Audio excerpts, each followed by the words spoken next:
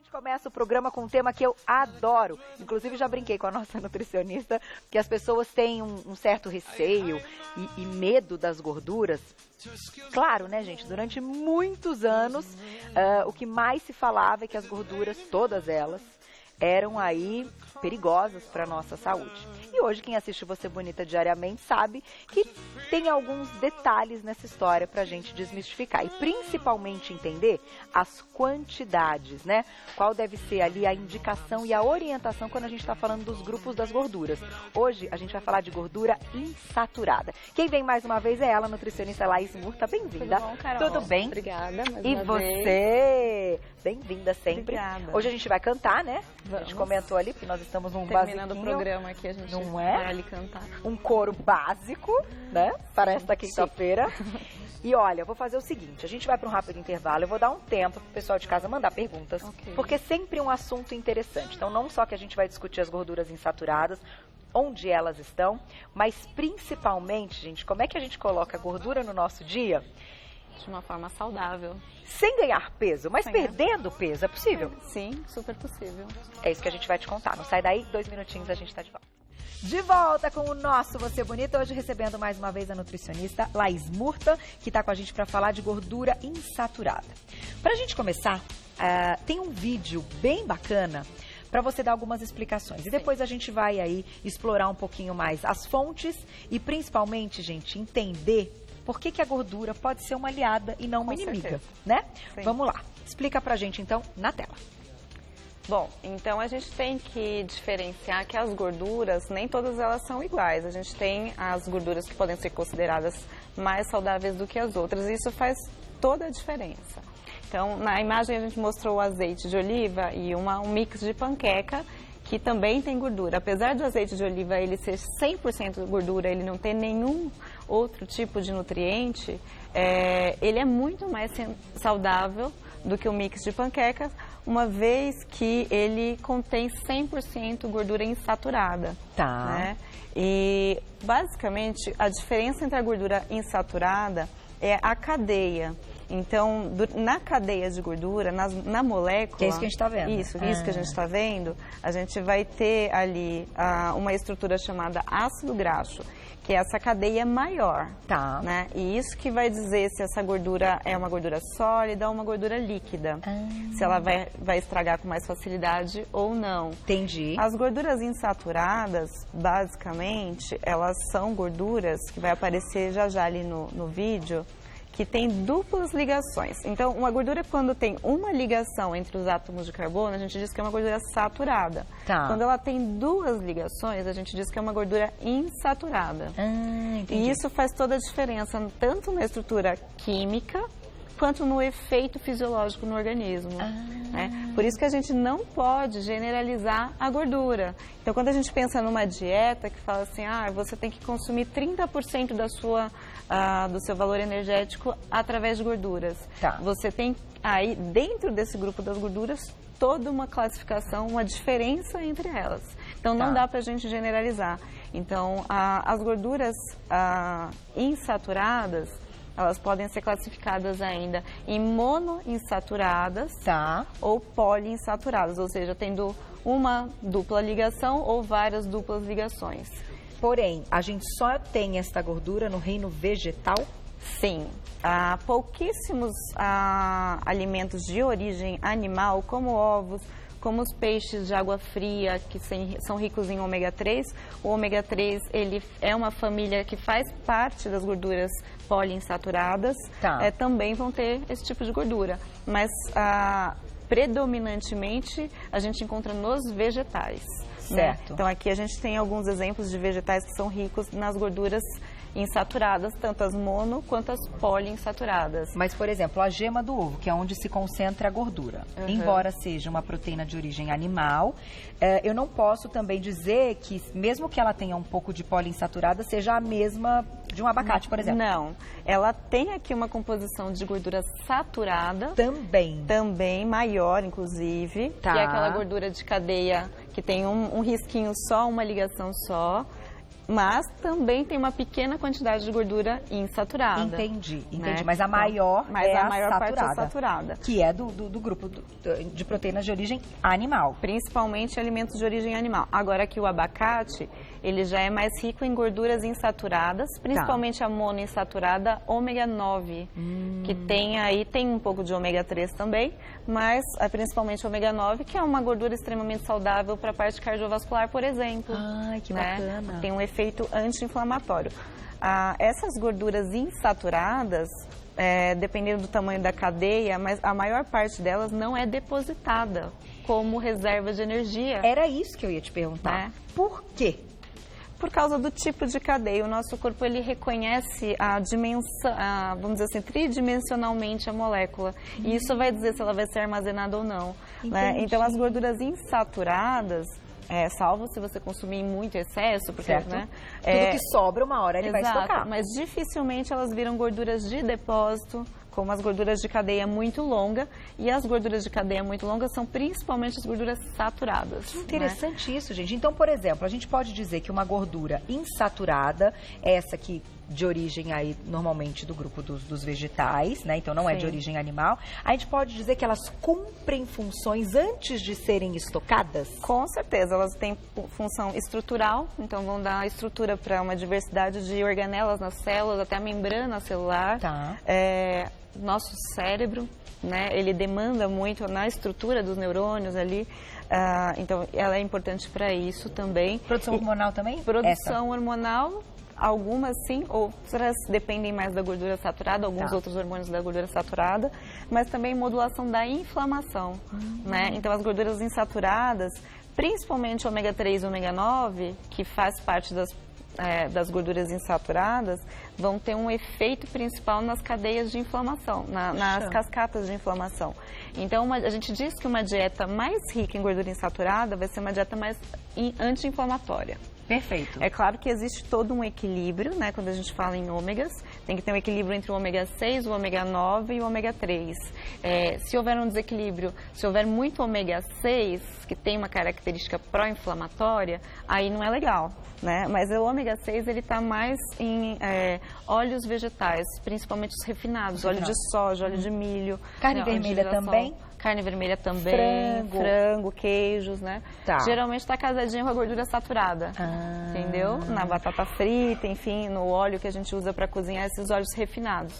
Entendi. Agora, se você usa um óleo extra virgem, um azeite de oliva, um óleo de abacate, que a gente já encontra óleo de castanhas, aí você não tem tanto ômega 6. Eu vou colocar uma perguntinha do público e a gente vai entender em que momento é inteligente colocar a gordura boa. Como tudo, parece que o nosso organismo entende os horários, metabolicamente falando, para a entrada de alguns nutrientes, É o nutrient timing, né?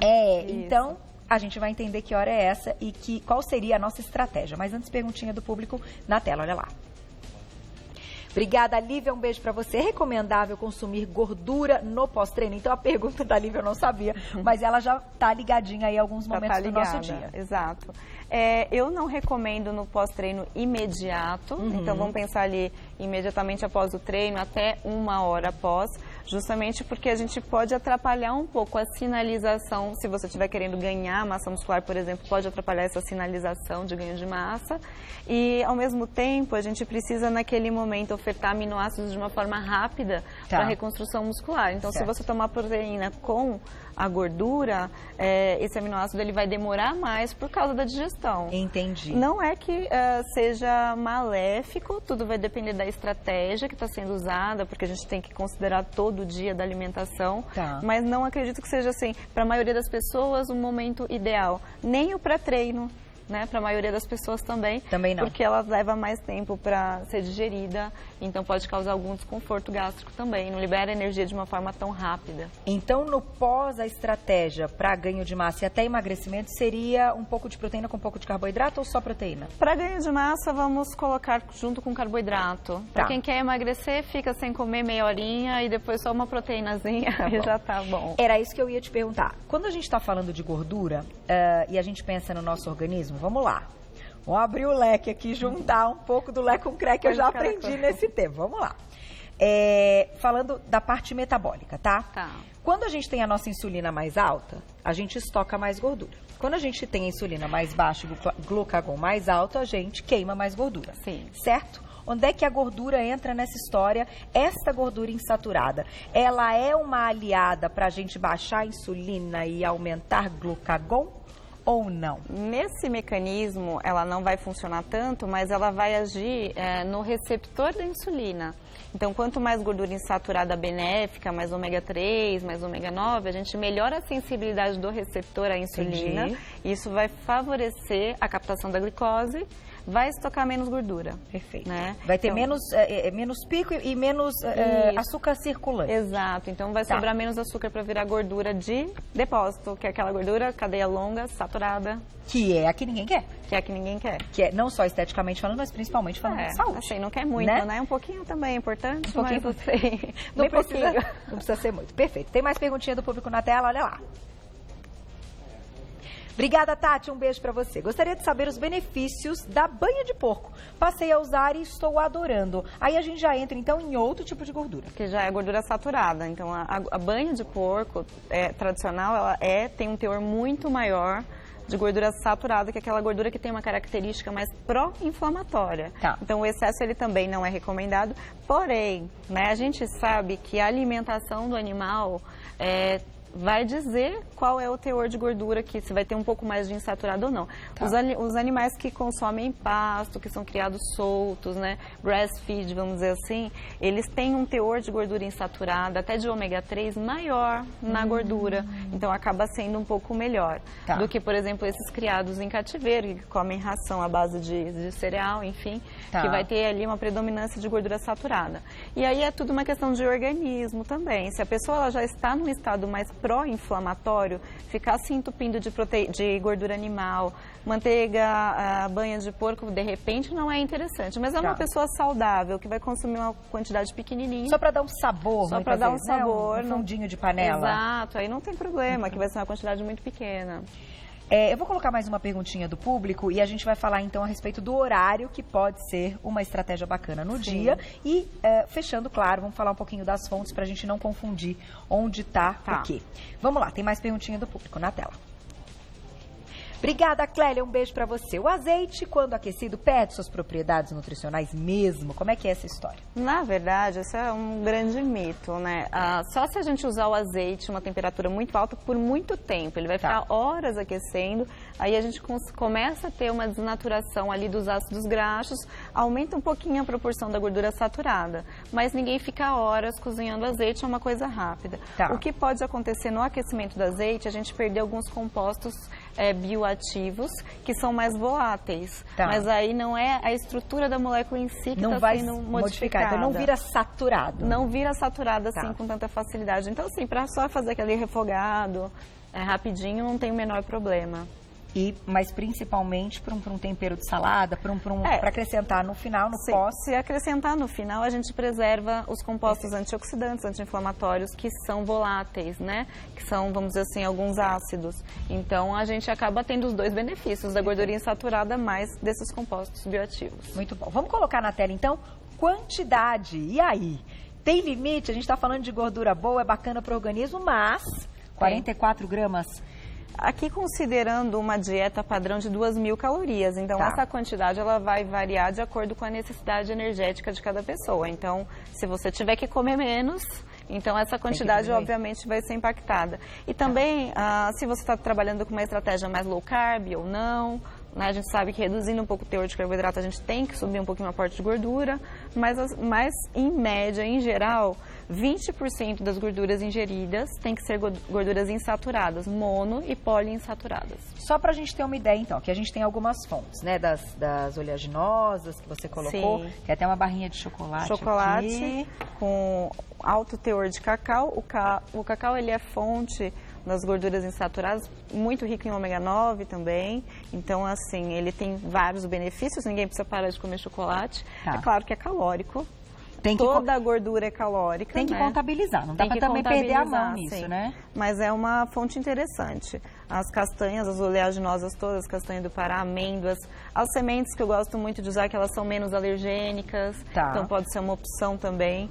O abacate, que é riquíssimo em ômega 9 e ômega 3, assim como o azeite. Mas quanto do abacate, por exemplo, quantas colheres do abacate a gente chega ali já em 30 gramas de gordura? Ah, mas aí em 30 gramas de gordura a gente tem que comer aí Muito abacate. meio abacate para um abacatezinho. Então, 30 gramas, pensando isso num dia inteiro, Um dia né? inteiro. Não, Mas dá pra dividir a gente legal. vai dividir isso com outras fontes. Dá pra dividir legal. Pra gente encerrar, melhor horário de consumo?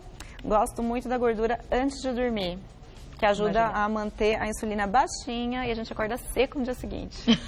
E para quem usa a estratégia ainda do treino em jejum com orientação? Sim, com orientação. Gente, tem muita gente fazendo muita besteira. Eu falei outro dia isso no meu stories. E o assunto é muito sério, porque as pessoas estão fazendo de forma errada. Por muito tempo. Estão caindo da esteira, estão ficando, perdendo, como se diz, o equilíbrio, entrando num estado mesmo já que não é bacana. Fora os efeitos a longo prazo, que são bem difíceis depois de reverter. Então, tenha orientação, pode ser uma estratégia muito legal para quem tem orientação e faz de forma correta, né? Agora, um pouquinho aí do abacatinho de dormir ou até o chocolatinho de boa qualidade, bom demais, Final da tarde é ótimo. Bom demais, adorei. Gente, o trabalho da Laís Murta é sempre muito bacana, acompanhe lá nas redes sociais, que eu sei que você bomba por lá. Quem quiser saber mais, pode entrar em contato, mandar perguntinhas para ela lá no Instagram, @Laís com S, Murta, M-U-R-T-A, @Laís Murta, tudo junto. Você já encontra o trabalho dela lá nas redes sociais. Obrigada mais uma vez. A você. Parabéns. E beijo pra Tess, querida. Mando sim. Tô com saudades da comidinha dela. Até a próxima. Obrigada.